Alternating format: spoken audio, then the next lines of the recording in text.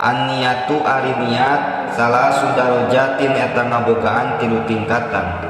Ingkanat lamun mah kabuktian naon as-sholatu sholatna fardon eta sholat fardu, wajaba tah wajib naon qasdul faqli neja migawe, wa ta'inu sareng nangtukeun, wal fardiyatu sareng narekan fardu. Wa ingkana sareng lamun mah kabuktian itu sholat nafilatan eta sholat sunat muaqqatatan anu di waktu-waktu karotibatin seperti sholat rawatib au zati sababin atau sholat anu ngabogaan sabab, wajaba tah wajib naon qasdul fa'li nejami gawe wa ta'inu sareng nangtukeun. Wa ingkana sareng lamun mah kabuktian itu sholat nafilatan eta sholat sunat mutlakon kalawan mutlak, wajaba tah wajib naon qasdul fa'li nejami gawe fakot wungkul.